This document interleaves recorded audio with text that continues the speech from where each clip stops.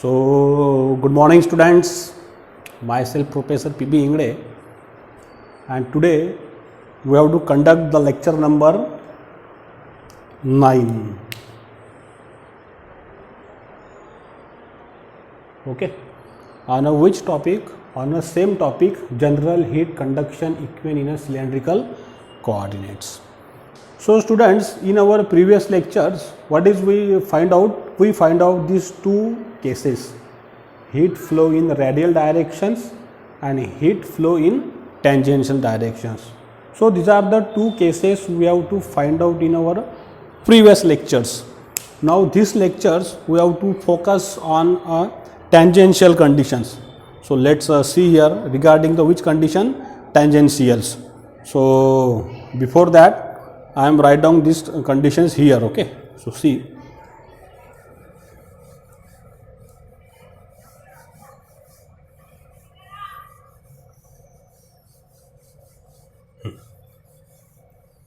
तो मैं ये यहाँ पे लिख लेता हूँ बच्चों, ये डेरिवेशन जो मैंने प्रूव किया है अभी, this is the d Q dash in which direction, this is our which situation for a tangential d q phi.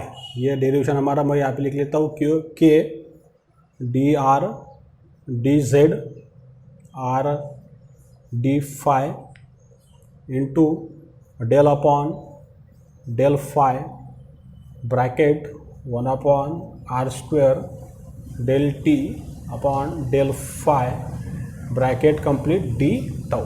ये इक्वेशन नंबर 6 हो गया.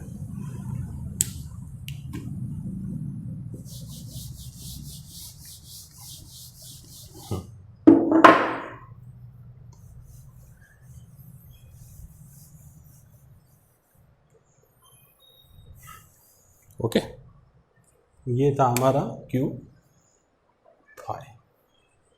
अब बच्चों, अब हम नई केस वाले देखने वाले यहाँ पे केस नंबर 3. तो केस नंबर 3 देखिए, what is the case number 3? Heat flow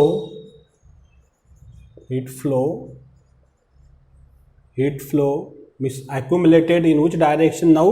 Axial. Heat flow in axial directions.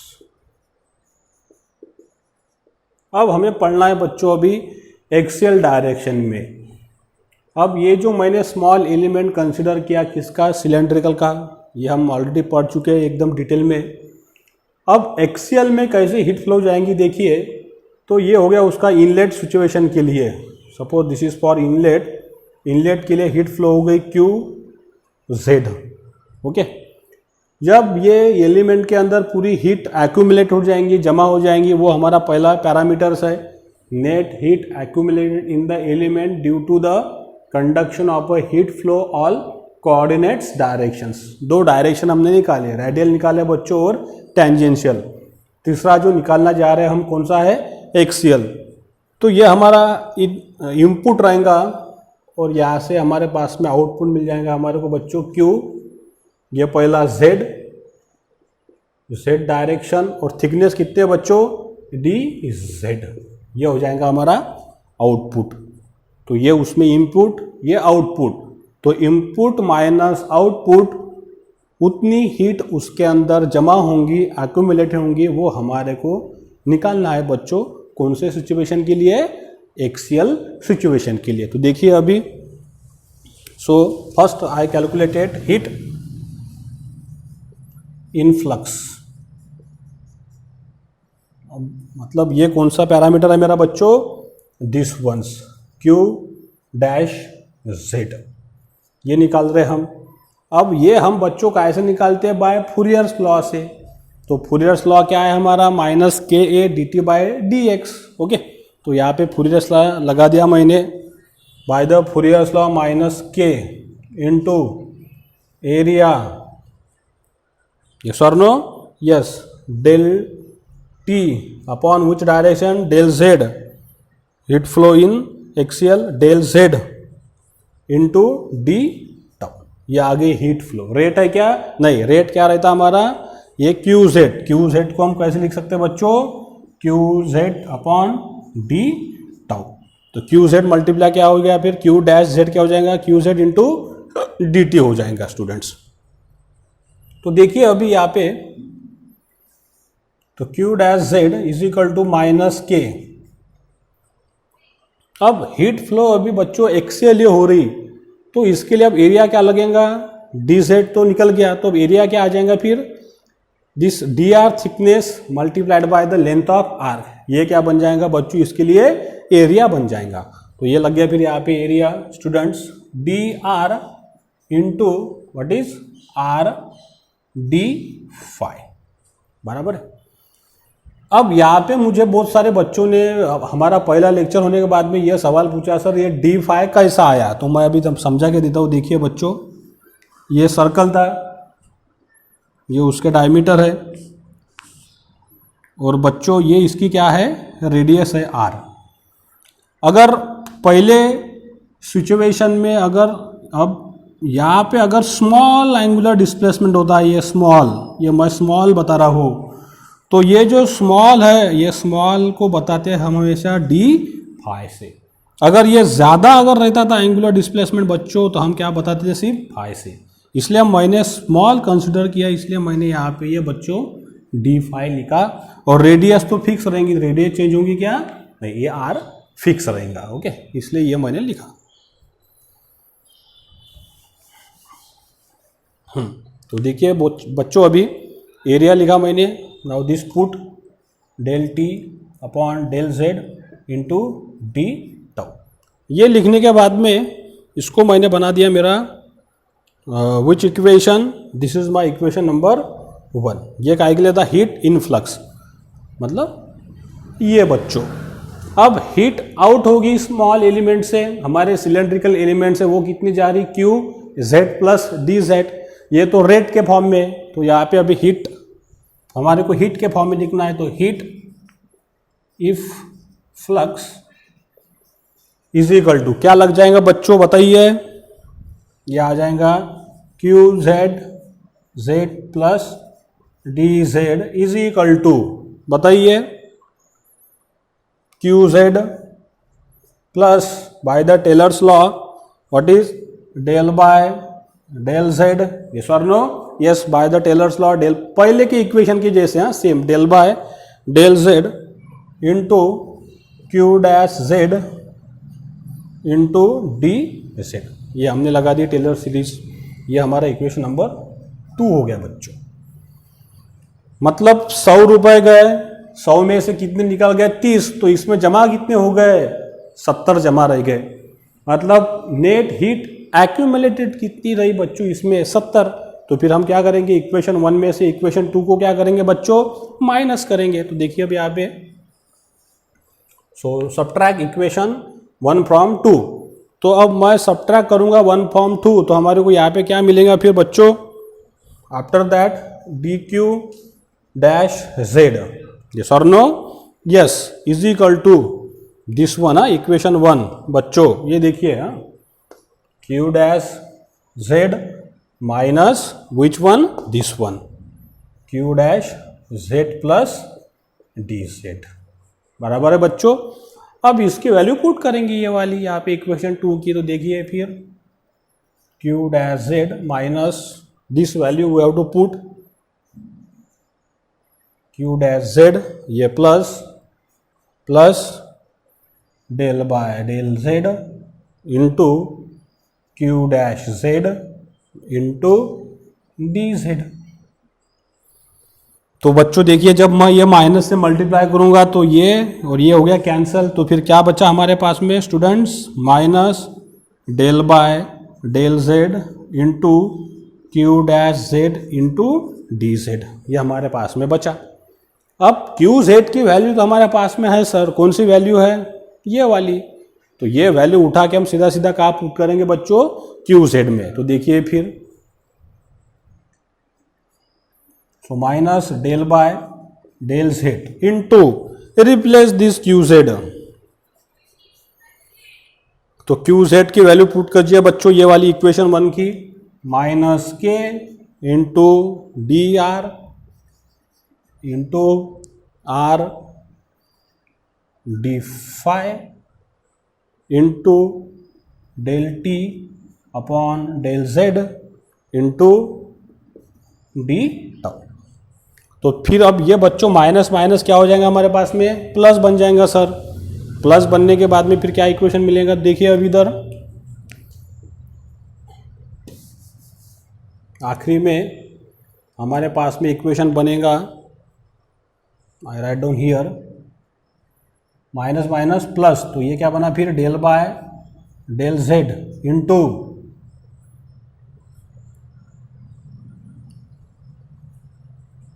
अब इधर देखिए, इसको थोड़ा अपन अच्छे से देखते हैं। अब यहाँ पे सब मल्टीप्लिकेशन है, तो ये डेल बाय डेल जेड अगर इसको मल्टीप्लाई करेंगे बच्चों तो ये क्या बन सकता है, del square t upon del z. ये माइनस माइनस प्लस हो जाएगा, यहाँ पे लिखता हूँ मैं, यहीं पे देखिए, ये k into D r into r D phi into ये डी को इसके साथ में मल्टीप्लाई किया तो ये आ गया del square t upon del z square into D tau बच्चों। ये मिल गया हमारे को, इसको मैंने कहा इक्वेशन नंबर 7। यस और नो, यस,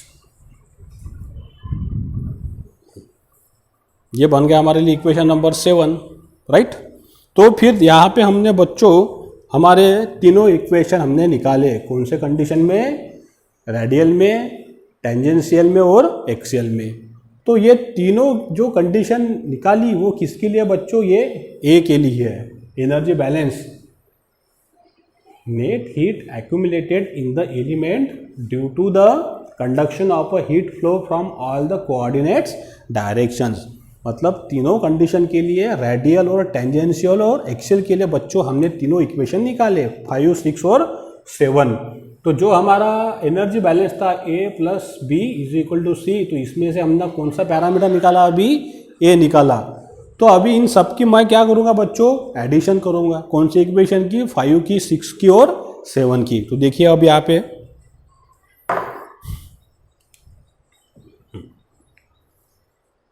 अब ये मैं ऊपर का पूरा मिटा देता हूँ, इसको देखो बच्चों अभी।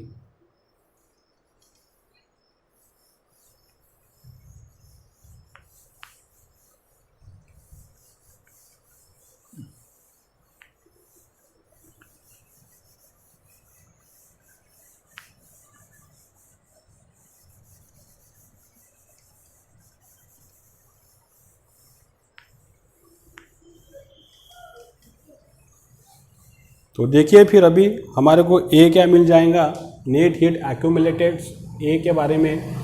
तो ए के लिए मुझे अभी 5 को, 6 को, 7 को क्या करना है, एडिशन। तो देखिए अब मैं सबके एडिशन करता हूँ। Net heat accumulated in the element. तो देखिए अभी इज इक्वल टू, तो अब ऐड करने के बाद में before adding you focus somewhere. तो हर जगह पे देखिए अभी ऐड करने के पहले ये टर्म तीनों इक्वेशन में है, ये वाली यहाँ पे भी है स्टूडेंट्स और यहाँ पे भी है। मतलब ऐड करने के पहले तीनों जगह पे ये है, तो इसको हम कॉमन निकाल सकते हैं। ये सिंपल मैथ है, तो इसको मैं कॉमन निकाल लेता हूँ सबसे पहले। तो ये आ जाएगा k d are d z d r r D phi D Z, ये ब्रैकेट कंप्लीट इनटू, अब ब्रैकेट में क्या क्या रहेगा, सबसे पहले अब ये देखिए del square t plus del r square plus 1 by r del T upon del r. Yes और नो, यस। इसके साथ में और बच्चों क्या है यहाँ पे, ये भी कॉमन है, डी टाउ और डी टाउ, ये भी कॉमन है, इसको भी कॉमन निकालेंगे। ये होने के बाद में guys what is another term we add there, which one, this term, ये टर्म ऐड करेंगे। अभी देखिए इक्वेशन नंबर 6 की, तो क्या आ जाएगा, ये इसको देखिए हाँ अभी अच्छे से, प्लस अब ये जो है डेल अपॉन डेल फाई, इसको मैं मल्टीप्लाई कर सकता हूँ, यस ऑफ कोर्स। तो इसको मल्टीप्लाई करने के बाद में क्या आएगा देखिए अभी, 1 upon r square into, multiply करने के बाद में ये क्या हो जाएगा बच्चों, del square T upon del phi square. Yes और नो, यस, ये टर्म मिल गया हमारे को। Plus after that then what is remaining here now, this one, del square t plus upon del z square, del z square bracket complete multiplied by D tau. ये हमारे को मिला, इसको मैंने कहा इक्वेशन नंबर 8।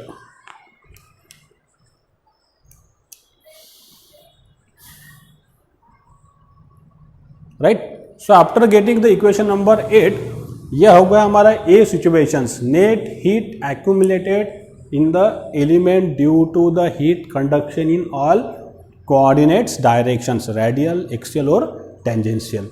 अब आगे देखिए दोस्तों, इसको मैं पूरा मिटा देता हूँ अभी।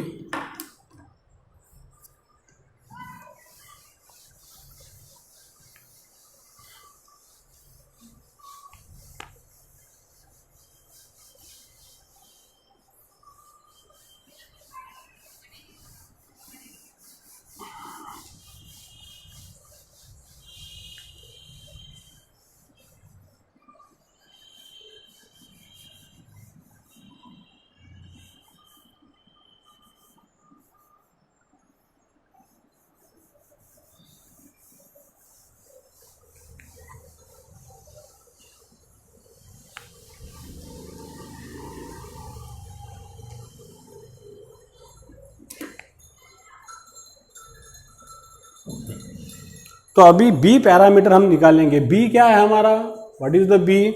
B means what is heat generated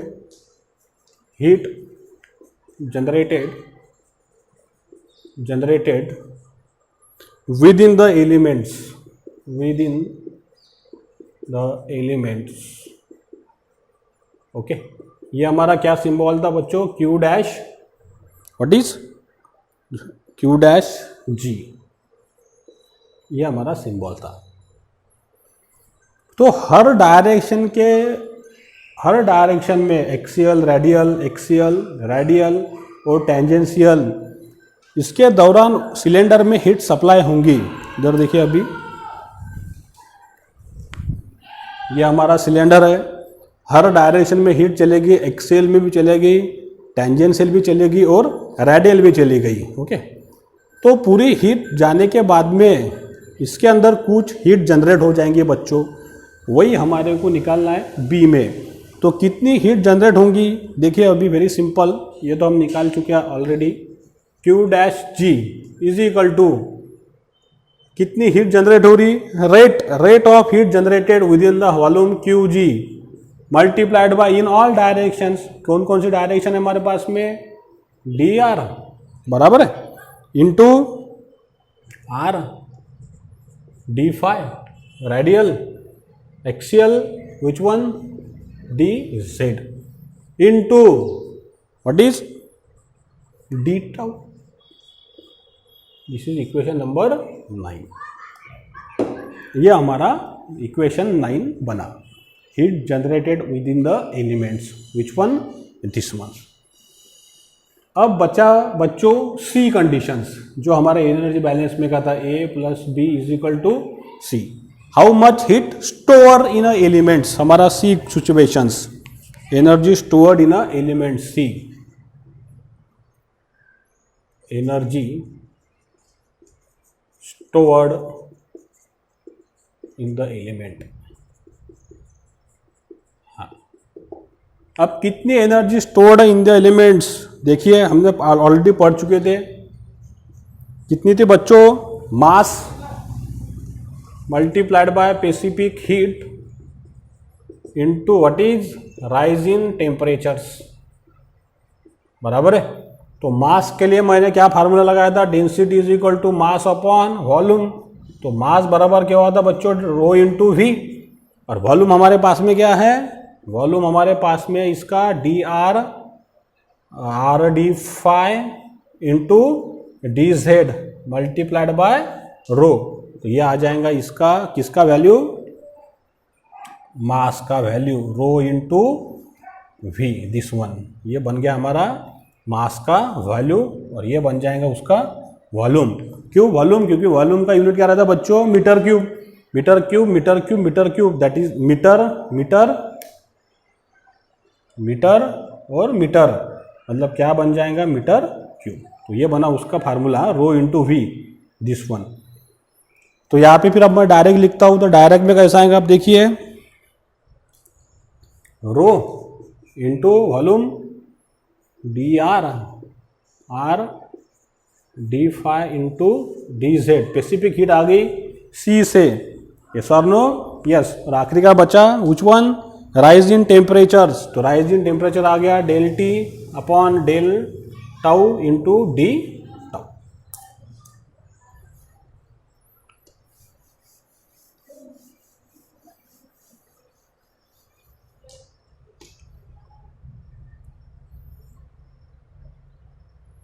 ये बन गया हमारा इक्वेशन नंबर 10।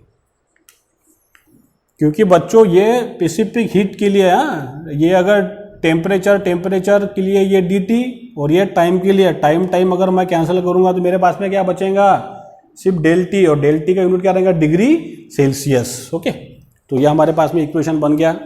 अब पूरे इक्वेशन हमारे पास में आ गए, इक्वेशन 8, इक्वेशन 9 और इक्वेशन नंबर 10। तो अब लगाइए फार्मूला फिर a प्लस बी प्लस सी का। तो फिर क्या आएगा आखिरी में, देखिए बच्चों, a plus B is equal to C. तो लिखते अभी a के बारे में, तो a लिखिए फिर k into D R D phi D z. Okay,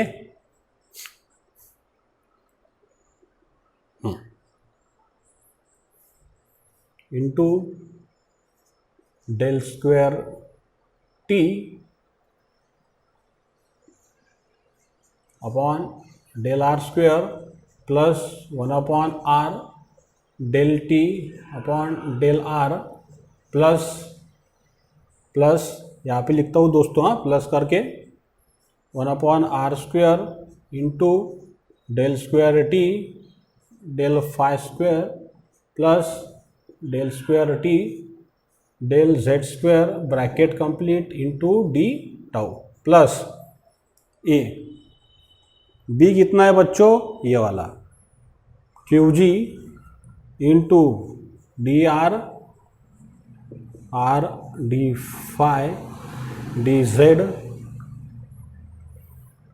into D tau is equal to क्या है बच्चों, ये C है। तो rho D R D phi D Z into C del T upon del tau into D tau. ये मिल गया बच्चों हमारे को, इसको कहा मैंने इक्वेशन नंबर 11। अब 11 को देखिए, इसमें आपको कॉमन क्या दिख रहा है, क्या दिख रहा है कॉमन गाइस, व्हाट इज, ये हमारे को यहाँ पे कॉमन दिख रहा है, कौन सा, ये वाला टर्म, दिस वन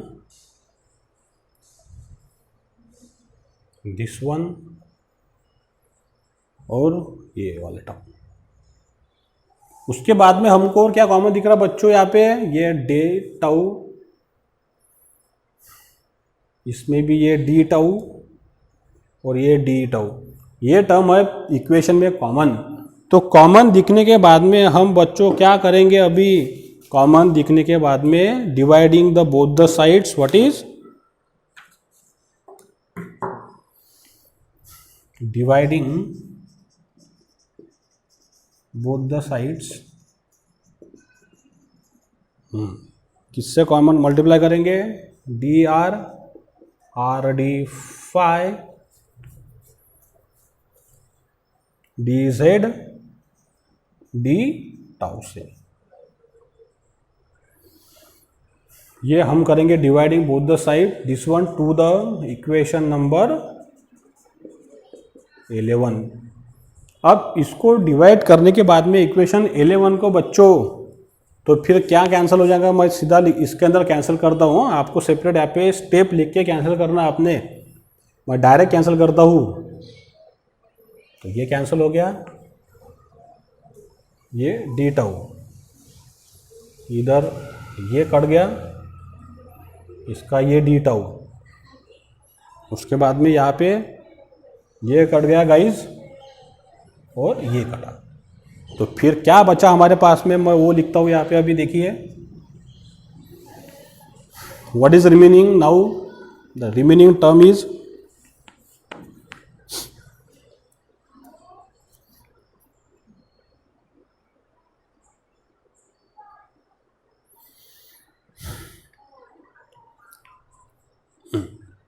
ये सब हो गया बच्चों। ये सब होने के बाद में अब देखिए रिमेनिंग टर्म हमारे पास में क्या रहेंगी,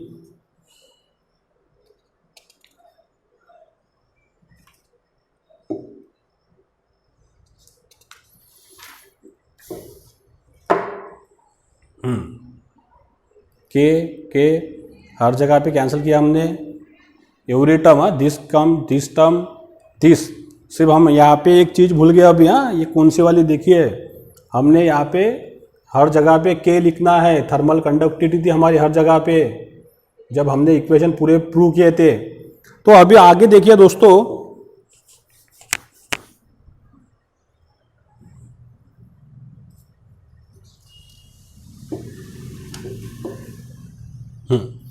अब देखिए क्या बचा हमारे पास में, के इंटू बराबर लिखो इसको सब जन, के this one del square t plus d r square, बराबर है। एकदम अच्छे से लिखना सब स्टूडेंट्स, थोड़ा मैथमेटिक्स है हर जगह पे, कंफ्यूजन नहीं होना चाहिए। Plus 1/r into del T upon del R, right, plus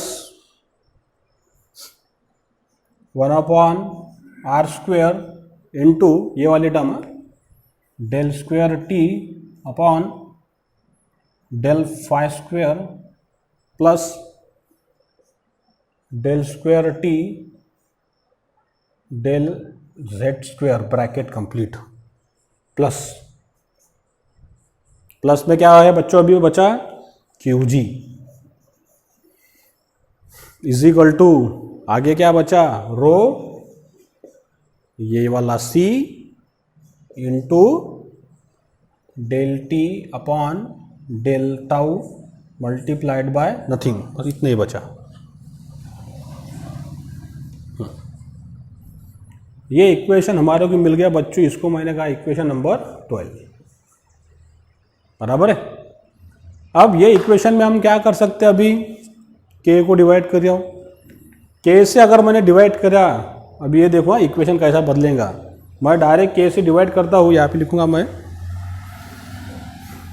divide by के नाउ, यहाँ पे लिखता हूँ डिवाइडिंग बाय के ऑन बोथ साइड्स। तो बोथ द साइड्स के से डिवाइड करूंगा तो ये के यहाँ का निकल गया, क्यू जी अपॉन के यहाँ पे आ गया बच्चों, और यहाँ पे के आ जाएगा, बराबर है। इक्वेशन 12 बन गया, इक्वेशन नंबर 13 ये अलग से आपको लिखना है 13। अब ये होने के बाद में ये हमारे को पता है, वी नो, मैं यहाँ पे लिखता हूँ अभी वी नो, क्या पता है हमारे को बच्चों, रो सी अपॉन के क्या था हमारे पास में, 1/α, we know 1/α means what is rho c upon k is equal to what is 1/α। ये हमारे पास में इक्वेशन है। तो फिर क्या बनेगा फाइनल इक्वेशन, देखिए मैं अभी सेपरेट में लिखता हूँ, सेपरेट नहीं, इसके अंदर लिखता हूँ। हाँ, ये जो रोसी बाय के है, अभी आपको ये 14 निकला है अलग स्टेप बना के, ये रोसी बाय के कैसे रिप्लेस हो जाएगा 1 बाय अल्फा से।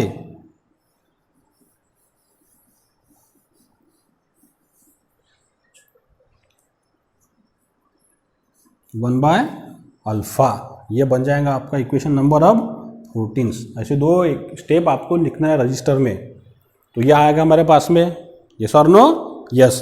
तो यही हमारा फाइनल क्या है अभी, equations. This is okay, this one. So this is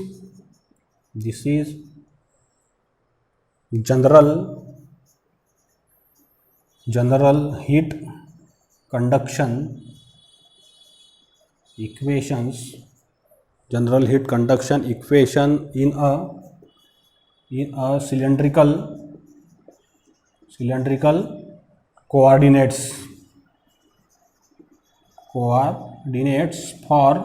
which material? For a homogeneous materials.